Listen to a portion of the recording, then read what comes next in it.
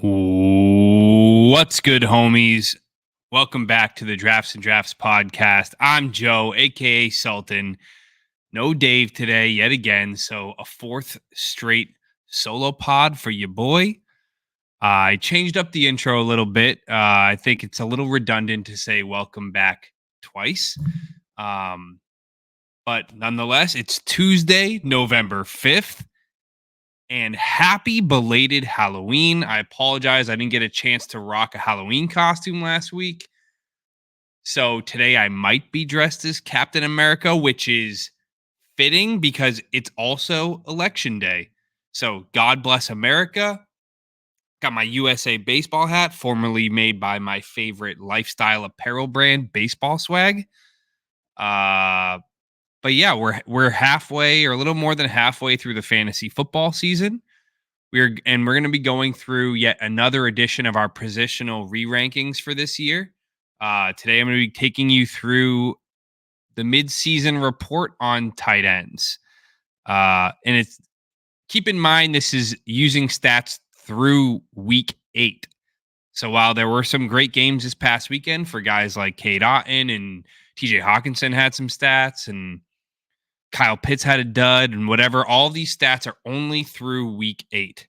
But before we do that, let's get to a draft review. And like I said, I've been trying to cut down on the needless midweek drinking. So part of that means don't have any beer in the fridge, but I do have a few leftover brews. This unique domestic craft beer. It's Coors Liggett. Coors Liggett. It's this beautiful silver can, and it's got what looks like the Rocky Mountains, and apparently they turn blue when the can gets cold enough. So I don't know. It's a pretty sharp looking, clean can. Apparently it's been around for a while. Made a light lager, 12 ounce. Let's get this cracked open on stream.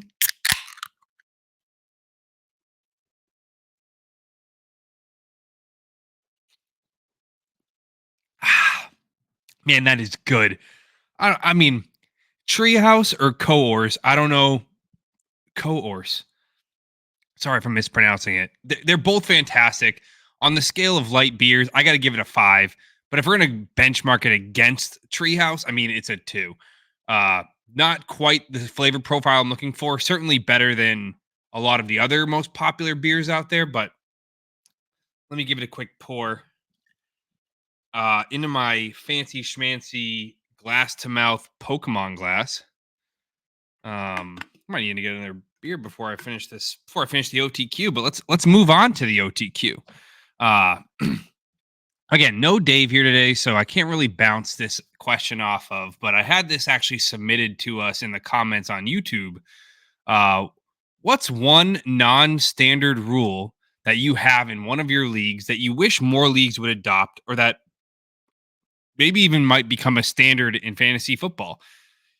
It could be as simple as let's add an extra flex and get away from the start 7 formats or having 3 wide receivers, or it could be as wild as having a vampire league or a guillotine league or what have you. Because I'm on my own, I'm going to give 2 different trains of thought to this question while you guys think about your own personal leagues. And please write in the comments if you have a cool rule that's in your leagues that you want to share, or even if you just want to talk a little bit about what you think should be more standard in fantasy football. By all means, I'm happy to read it and talk about it next episode. But if we're going to talk about what part of settings that I think belong as a mainstay in fantasy football, I think it's eliminating kickers and defenses.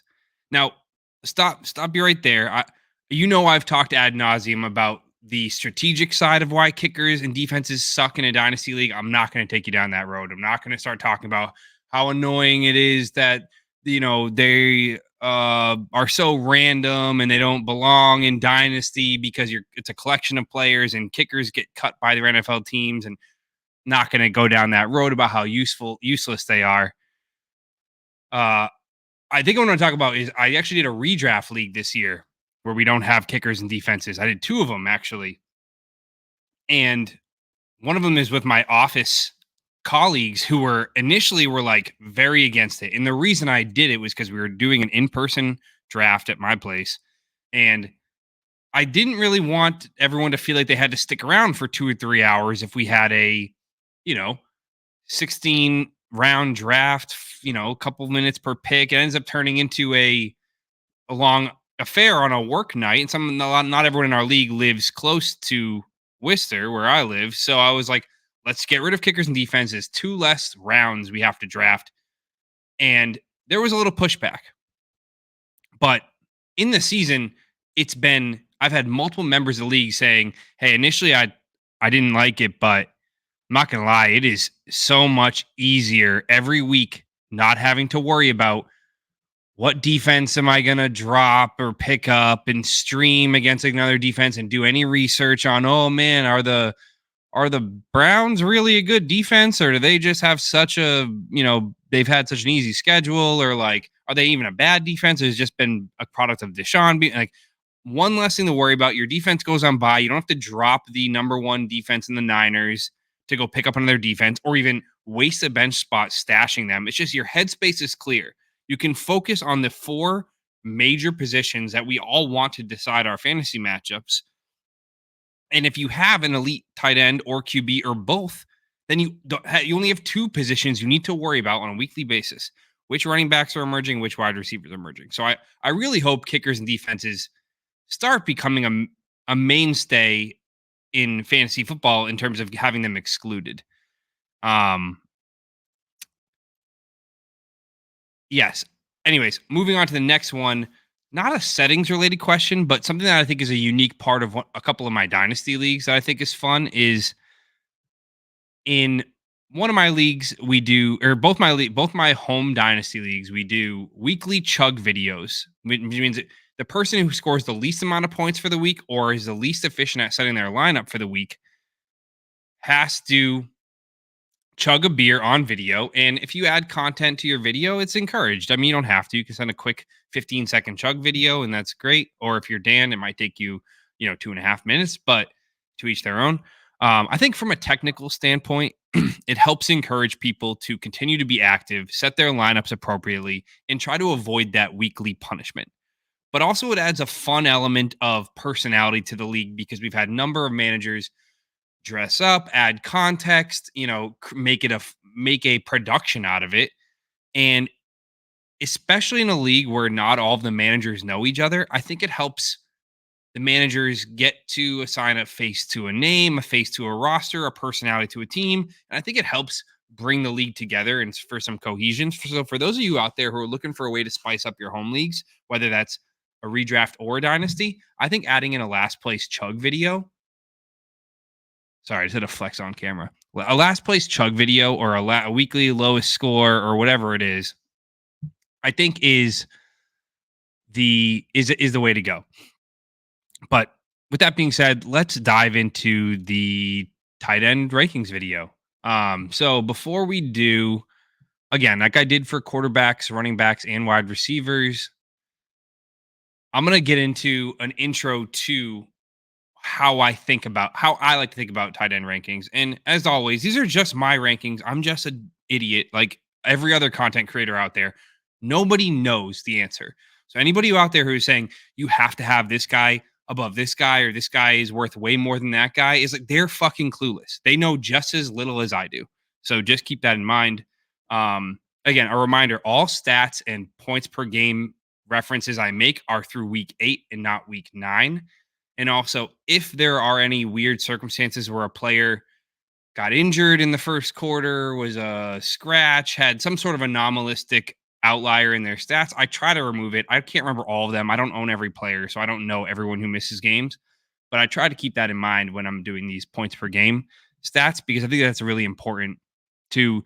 I know that a 0 hits your lineup if they get injured, but when you're trying to quantify the caliber of that player on a full season, on a game-to-game basis, when you're trying to highlight how much potential do they have on a weekly basis, it's really important to remove those outliers, specifically on the low-end outliers, because an injury like that can't be prepared for. Again, so onto the tight end thought process here. tight end is hard to rank because to me, there's 1 to 3 game breakers every year, and then a massive list, a massive tier of arguably replaceable tight ends from a redraft standpoint.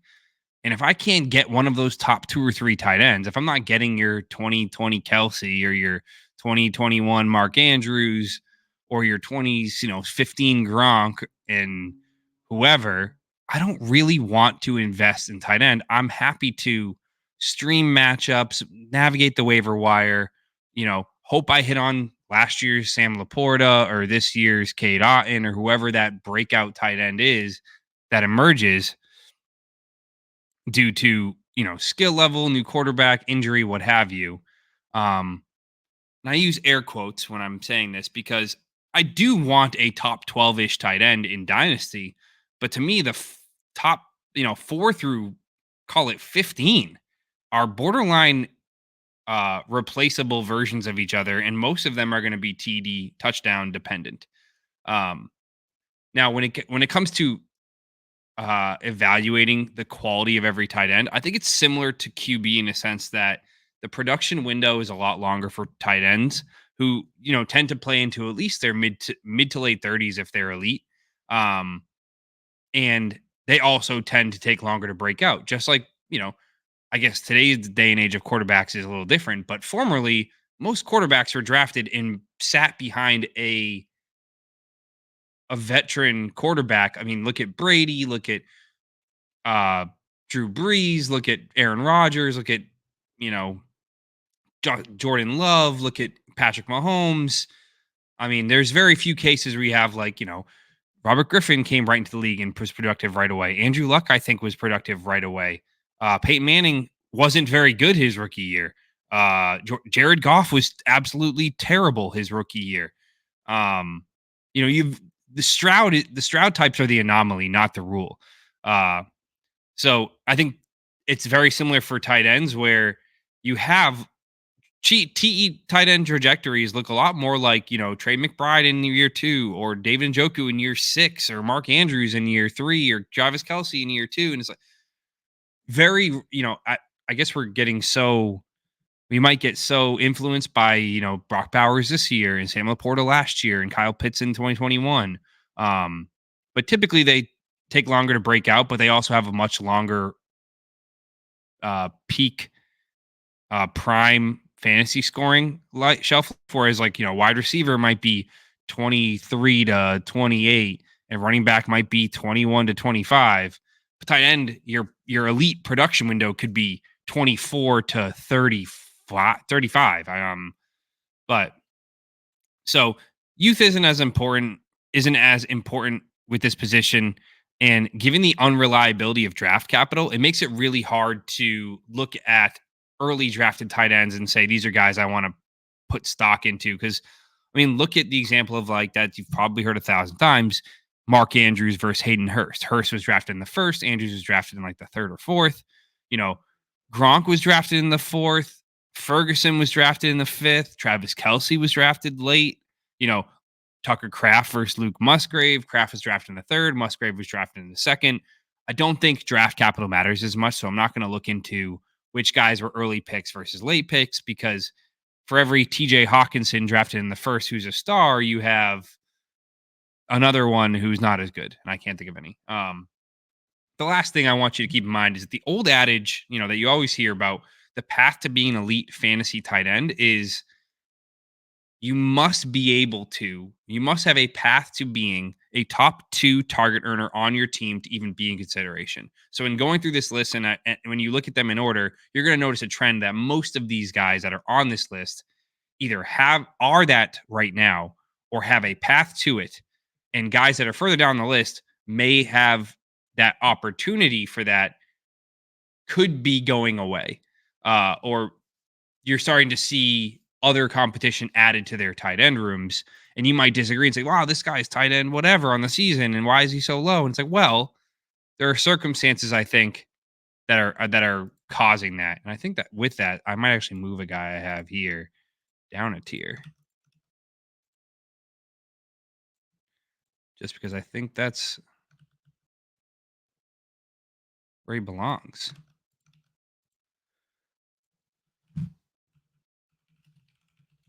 All right. Sorry for that. That was a little bit of a delay here while I reset my rankings because I think I changed my mind on a guy. Anyways, so let's get into tight end here. So first, I'm going to share a little tight end efficiency table I put together, and I'm only going to show it briefly because I'm going to get right to the tight end tier video tier screen after that. But I wanted to at least share what I'm going to be referencing. So for those of you who are listening, don't worry. I will be reading off a lot of these stats as I talk about each guy in the tier. But I think this is a useful table. I put together a list of the top 20-ish relevant fantasy dynasty tight ends. So like you'll see notable guys that are excluded from the list are like Zach Ertz and Jonnu Smith and guys who might be semi-productive right now, but really just aren't dynasty assets anymore. I think they're, if you need to go get one for a fourth or maybe even a third in a heavy premium league for spot start production, great, but they really don't strike me as dynasty assets. Not a guy I'm ever.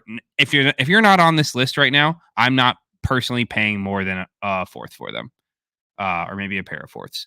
But the names are down the left side. Across the top, I have sorted by points per game. Points per game is the first column. Then average depth of target is second column. Then PFF grade, PFF receiving grade is the third column. Adjusted yak, which is a stat that I talked about in the wide receiver episode. So if you don't know what adjusted yak is, please go back and listen to it. It's in the first 20 minutes of that episode.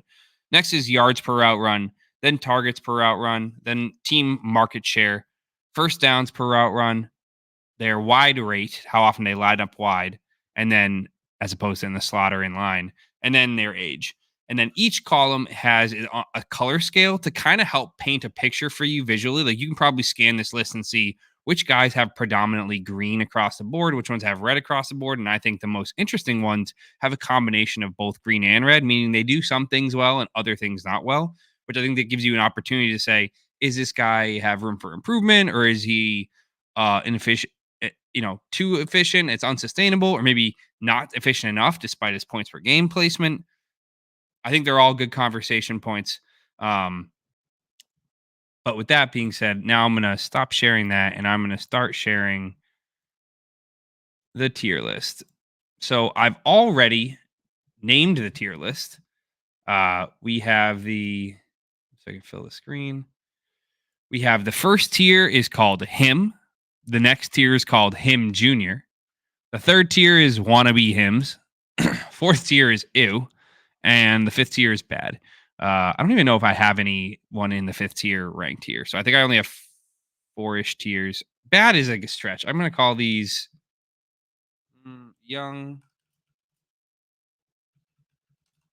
I actually changed it. The last tier is called Young in Perspective.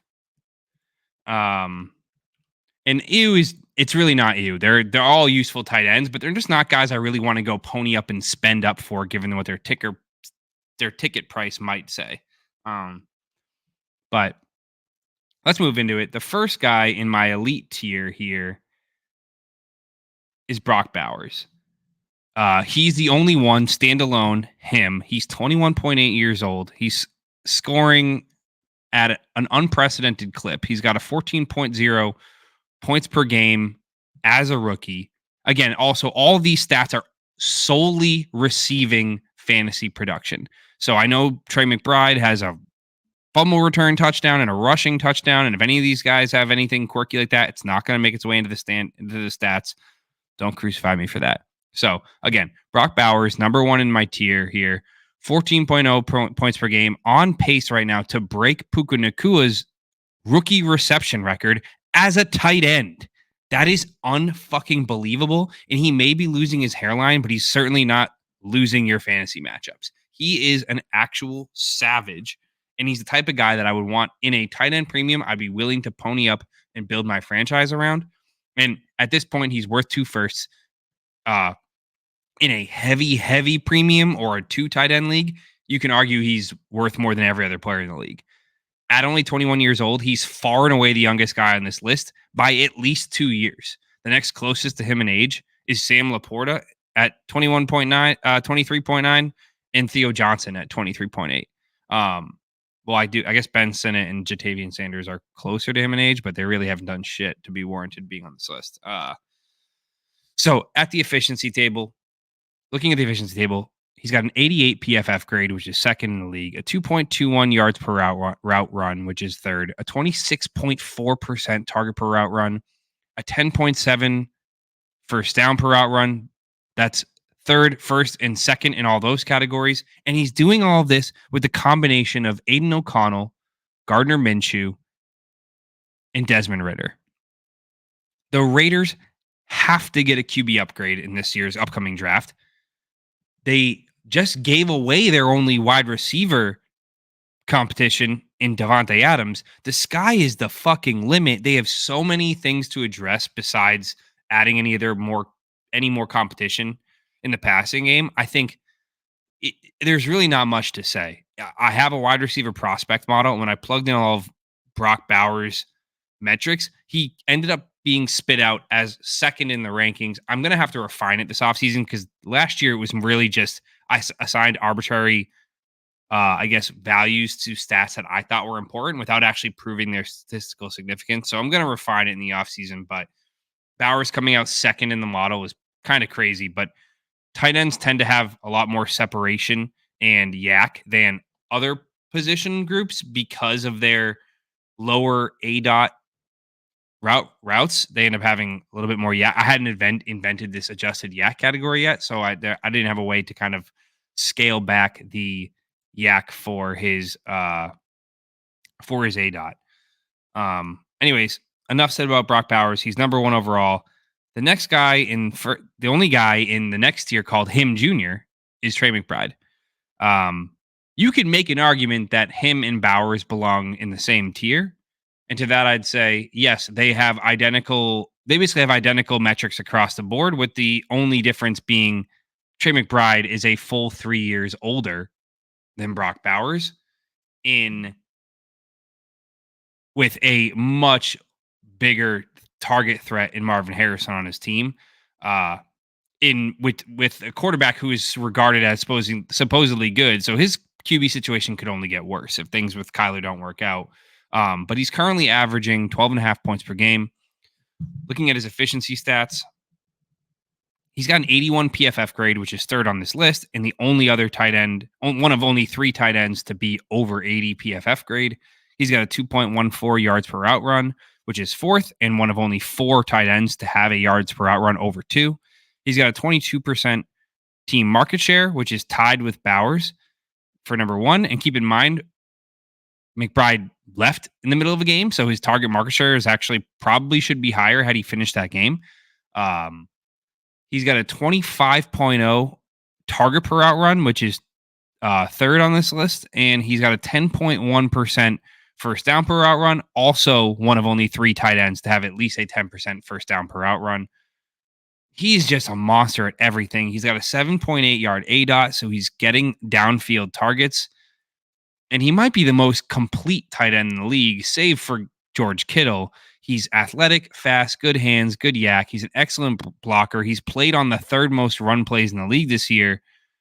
He's a mismatch nightmare. And I think it's important because you see a lot of tight ends who come off the field on run plays. A lot of your pass catching tight ends can be taken off the field and they put in a run blocking tight end and run plays, which doesn't help the offense disguise their scheme as much. So having that true 3 down tight end, do it all, jack of all trades tight end who can both block and run routes from both the slot and out wide is such a rare combination.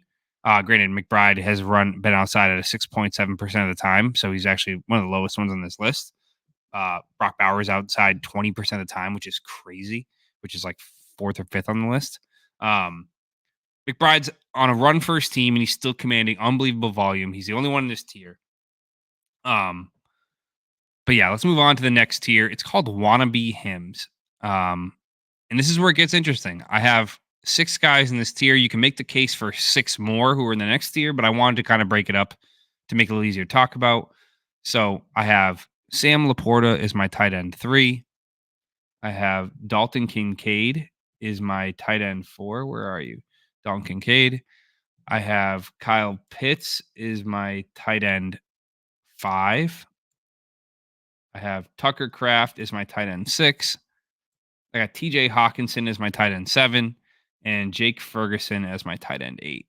Now, I think, like I say with all tiers, you want to move any of these guys to the top or the bottom of this tier, feel free. I mean, I think to me, they're all roughly in that same age bracket, roughly in that same production efficiency.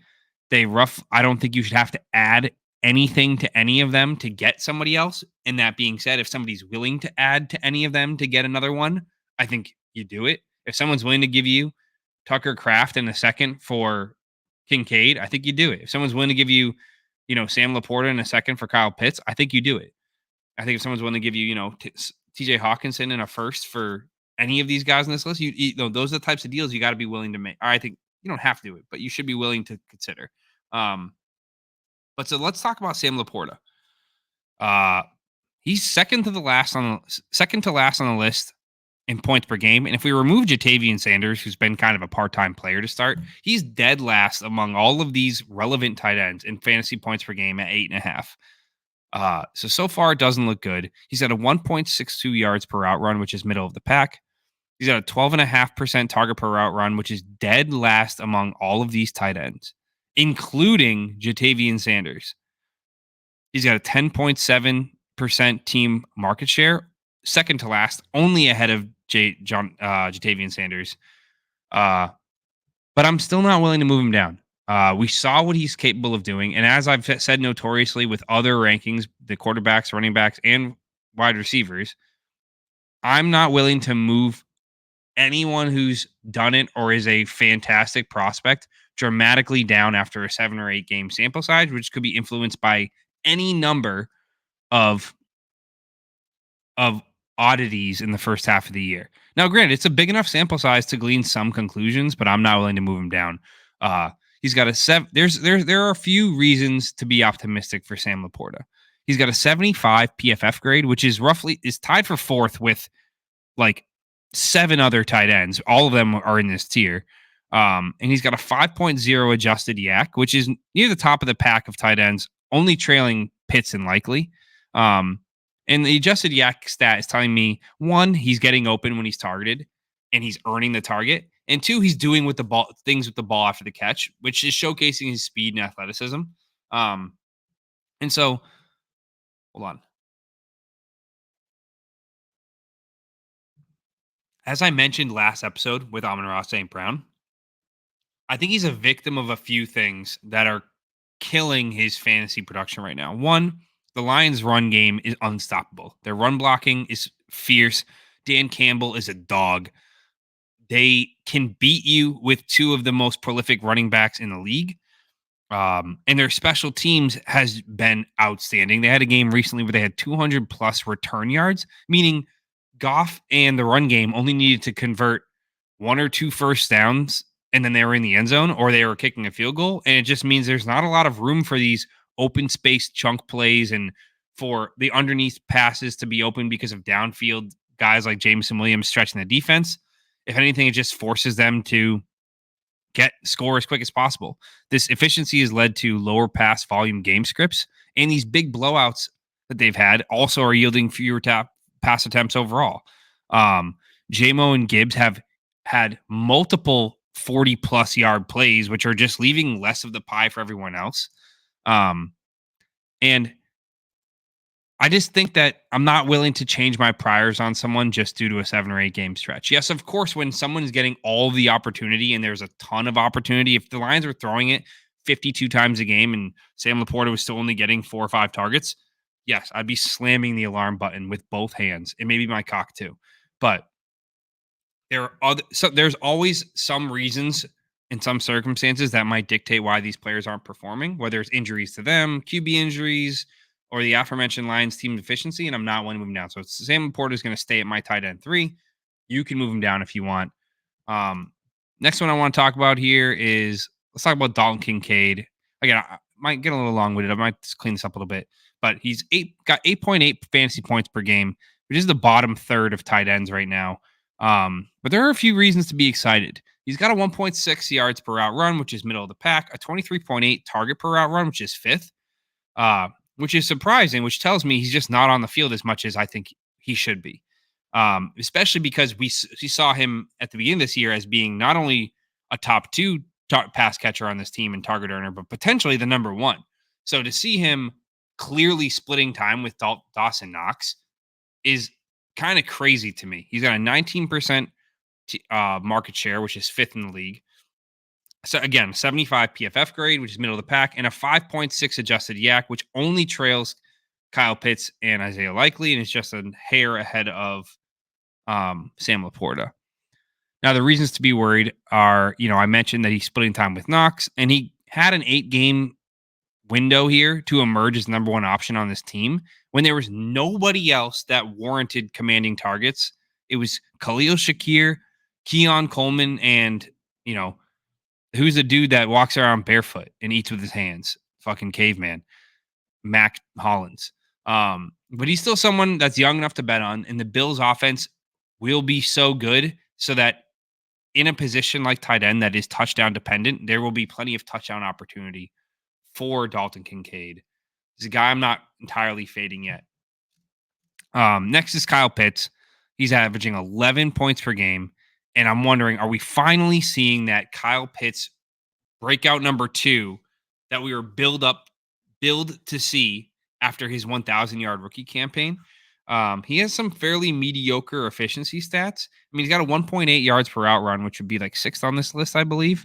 But a 17.7 target per route run. He's getting alphaed by, Drake London, Darnell Mooney, and I believe even Bijan Robinson might have a higher team market share than him. And he's only at 15%. So I got to wonder where the other 85% is going. I got to guess 25 to 30% to London, another 15 to 20 to Darnell Mooney. Is Ray McLeod and Bijan really commanding the other 40% there? I'm not sure. He's got a 6.5% first down per route run, which is the bottom half of this list. I mean, he's just not a go-to guy. He's not commanding that target in the must-get situation. It's almost as if he's a product of whenever Kirk is looking to feed someone else. He's lining up out wide 20.5% of the time, which is, in league with the likes of Travis Kelce, Brock Bowers, Mark Andrews, and Sam Laporta. But he's still only 24 years old. He's, one of the younger players in this list. He's got QB stability. Kirk Cousins is getting better every week. He's getting healthier and better. And he's got Michael Penix behind him. So even if Kirk were to fade, he doesn't have some of the worries that you have with the other guys that are attached to older quarterbacks. Like if you had a guy attached to Aaron Rodgers or Matt Stafford, you might worry, man, what's going to happen when those guys leave? Am I going to get stuck in purgatory with your Zach Wilson types? The big thing here with Pitts is he has a 40 PFF run blocking grade, 116th out of 123 qualified tight ends in the league. He has to evolve if he wants to be an elite all-around tight end. Even though you do see guys like Evan Ingram who can be productive for multiple years with very little blocking chops. Granted, he's having one of his best years ever in that regard. But I think that what made guys like Travis Kelce and Rob Gronkowski and George Kittle so good and made those offenses so dynamic and gave them so many touchdown opportunities as a team was their ability to do it on both sides of the ball. Not only were they a fantastic route runner and receiver, but they could get down in the trenches and block and run or pass block to help that team advance the ball down the field. So that's my only reservation with Pitts, but I still have him in my top 5 here. Next one I have is Tucker Kraft. Just turned 24 years old. He's got 11.0 points per game, clustered in that third tier of scorers. We have 3 guys over 11 points per game, which is Trey McBride, Brock Bowers, and George Kittle. And then we have 8 tight ends that have between 11 and 10.8, 11.9 and 10.8 points per game. He's very athletic after the catch. He reminds me a lot of Trey McBride. Is that because he's white? Is it because he's got the arm sleeve tattoos? Or is it because he wears number 85? I'm not really sure. It could be his RAS profile. So I actually dug into it here. And what I'm going to share with you quickly is their RAS profile. So if I go back to my efficiency table and I go to, here's Trey McBride's RAS score. He was an 8.1 overall relative athletic score coming out of Colorado State in 22. The notable items here are he ran a 4.56 40. He had a 2.61 20-yard split. He had a 33-inch vertical and a 9, almost 10-foot broad jump. 6'3" and a half, 245 pounds. And then when you look at Tucker Kraft, he had a 9.68 RAS score, which was number 36 ever among 1,100 drafted tight ends as of 2023.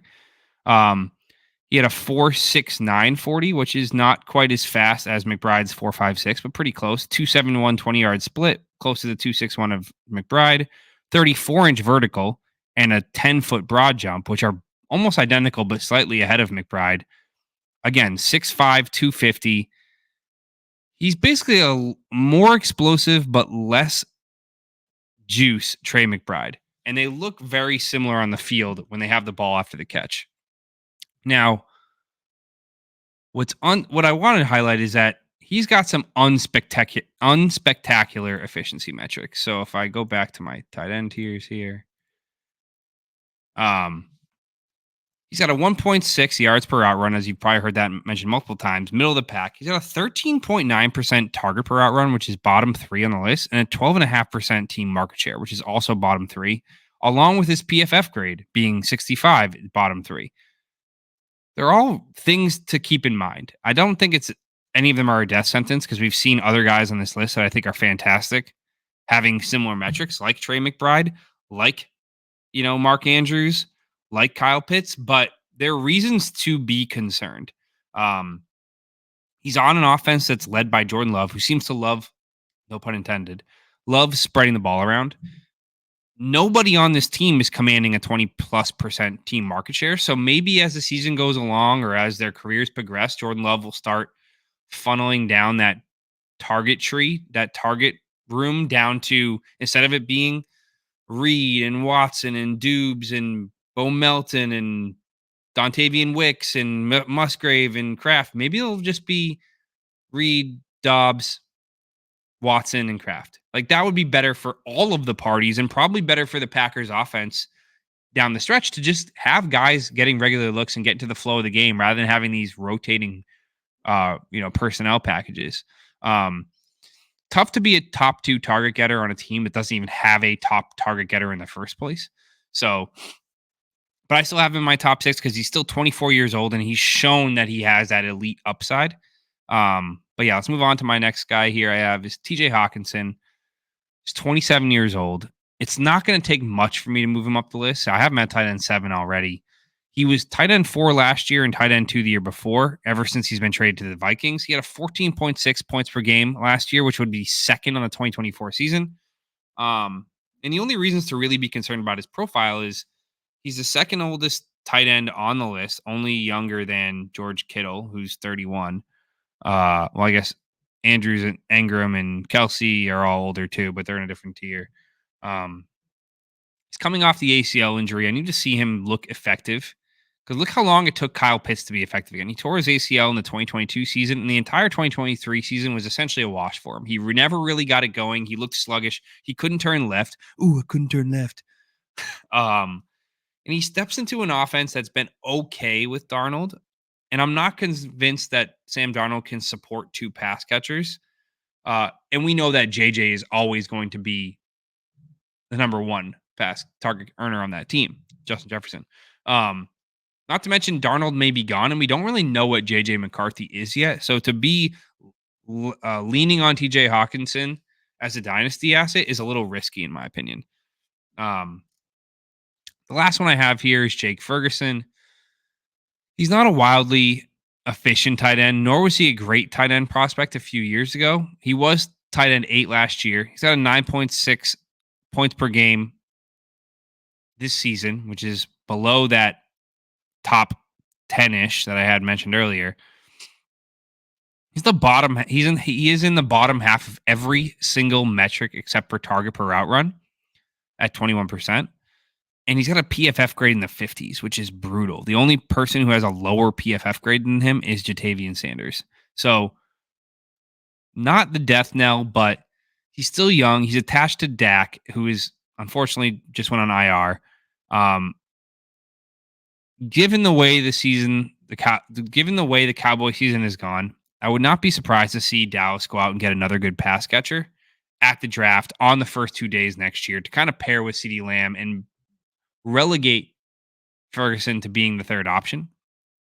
Not to mention, Luke Schoonmaker was drafted in the second round last year, and I wouldn't be surprised if at the end of Ferguson's contract, they let him walk and let Schoonmaker step in a la Schultz and Ferguson a couple years ago. Um, the last one I have that was actually in this tier, and I talked myself into moving him down in the initial conversation, is George Kittle.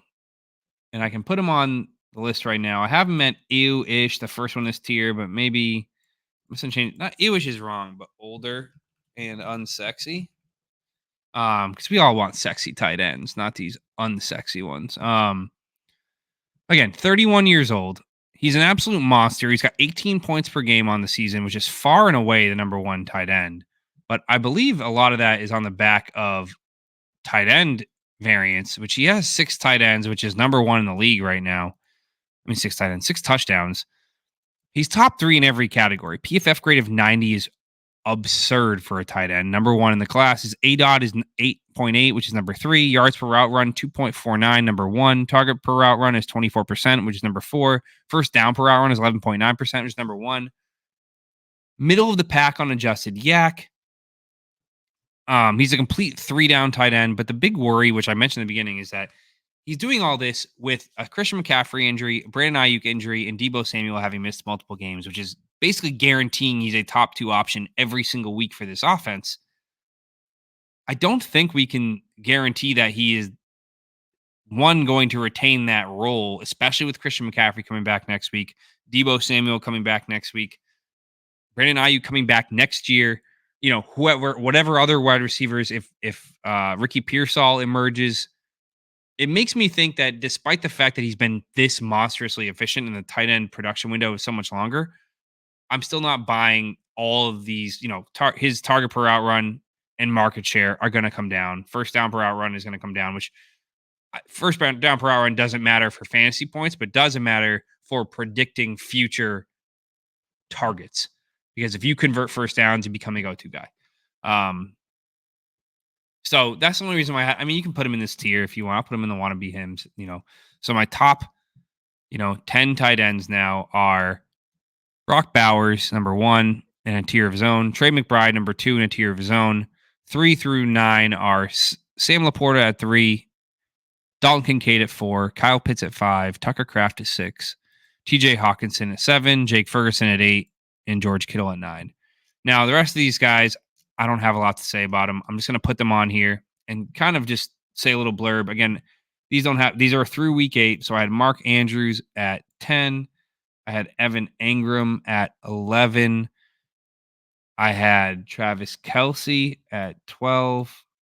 I got David Njoku at 13. Cade Otton at 14. Cade Otton's not that old, but this tier is called older and unsexy. He's only 25 years old. He's obviously coming off this incredible stretch with Mike Evans and Chris Godwin injured. And I think you can expect him to have a pretty similar role rest of season. So if you want to think of him as a great rest of season target, by all means. But as far as dynasty asset goes, Godwin should be back next year. And if not, they're going to get another receiver because Godwin will be 29 or 30 and Evans will be 32. I wouldn't be surprised to see them go get 2 receivers. Jalen McMillan is on the way up. Mark Andrews had a pretty slow start. And I think the days of him being a top target earner on that team are gone. I think Zay Flowers is now him. And I think in a low volume offense like the Ravens, it's really tough for me to put him any higher. But he's 29 years old, not 30 yet. He still has, 9 points per game here. He's got a 9.7 yard ADOT and a 75 PFF grade, like everybody else, is still pretty good. Same with, Travis Kelce. We've seen him put up these monstrous fantasy point per game performances the last few weeks because out of necessity. They don't have anybody else to throw the ball to. Granted, they have DeAndre Hopkins now, but losing Rashee Rice, losing Hollywood Brown, and Xavier Worthy is fucking clueless means Kelsey's has to earn targets now. He has no choice. But you tell this team wanted to try to not phase him out as in get rid of him, but try to just lessen his workload so he could be fresh for playoffs. But he's 35 years old. He's definitely not a dynasty asset anymore, but he belongs in this list for the sheer fact that he's going to help you win leagues. Next, David Njoku. Kind of same thing. I mean, I think that offense is weird run by Jameis Winston, and I don't know what to think of him as a dynasty asset. Now they don't really have a quarterback. I wonder what's going to happen in the offseason. You're going to have a new quarterback. You're going to have a new system.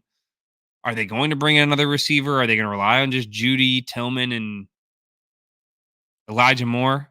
Seems like they're really missing an alpha there, and I don't know if it becomes just kind of like the Packers, but budget Packers, like just a little bit less good version of every single player on the Packers, in my opinion. Although Njoku and Kraft are probably pretty. Actually, I bet Njoku is probably a little better than Kraft, to be honest, but just 4 years older than him. So let's get to the last list, which is I think are just younger guys. I think I want you to keep an eye. I guess I could have had Dallas Goedert in here too, because Dallas Goedert's got 2.33. I mean, he's got a 10.8 fantasy points per game and a 2.33 yard per out run this season, which is second in the class, only behind Kittle, just ahead of Bowers, and a 21.7 target per out run. Granted, a lot of that came while AJ Brown was injured. So it's tough to put stock into him being his top 2 target earner on a fully healthy AJ Brown and Devonta Smith-led Eagles team. But he belongs in this tier of older, unsexy, but productive tight ends. And I guess you could also put Hunter Henry in here in this tier because he's also 29.9 years old. And since Drake May's taken over, granted, he's only averaging a 9.2 fantasy points per game right now. I think while Drake May is at quarterback, I should have wished I prepared the split. He's probably averaging somewhere around 13 or 14 fantasy points per game. He's got a downfield 9.3 yard ADOT, a 1.5 yards per out run, middle of the pack, 18.2% target per out run, middle of the pack. 9.1 first down per out run is 4th in the list of tight ends, meaning he is the go-to guy. He's the safety blanket for Drake May. He's the guy that he's going to be looking for during scramble drills on 3rd and 6s.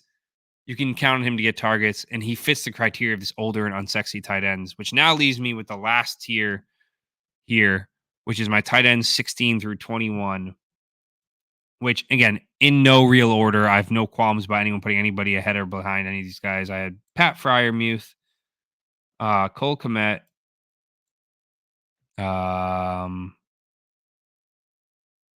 Theo Johnson, Jatavian Sanders, who I don't even know if he's on this list. Yeah, Jatavian Sanders and Ben Sinnott, who I also don't know what he looks like.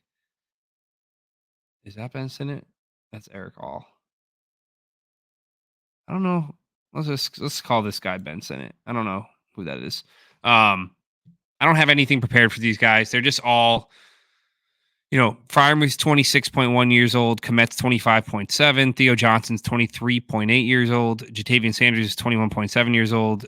Ben Sinnott's 22.4 years old. So they're all young. They're all guys you can probably get for at most a late second, probably a pair of thirds gets any of them. Yeah, you look and you say, oh, but Cole Kmet had a couple 25-point games. It's like, yeah, fucking great. And he also had 7 games with like less than 8 points. He's completely inconsistent, touchdown dependent. Theo Johnson's a freak athlete. Pat Freiermuth is stuck in an offense that doesn't throw the ball. Jatavian Sanders is coming on as of late, but he's tied to Bryce Young, which could be a good thing, could be a bad thing. He's the youngest player on this list, so he certainly has a future. And Ben Sinnott, again, stuck behind Zach Ertz. We all saw how that worked out for Trey McBride, attached to Jaden Daniels and a very productive offense. I think he's got a path to being the second target earner on that team very soon, because if Ertz leaves, he's got a path to be the tight end 1 and be the only guy behind McLaurin, because I don't think, Jahan Dotson is much of a threat in the pass game. And Terry McLaurin's like 30 years old, or 29 years old. So he very soon could be starting to earn a much larger share of the pie. He's done absolutely fucking nothing this year, but I'm not going to move him off my guys to be aware of list. But that being said, guys, please, give us a like, give me a comment. Let me know who I missed, what I could have done better. Let me know how great I was, if you thought I was great. But as always, I love y'all, and I'll see you maybe next week. And don't forget to vote.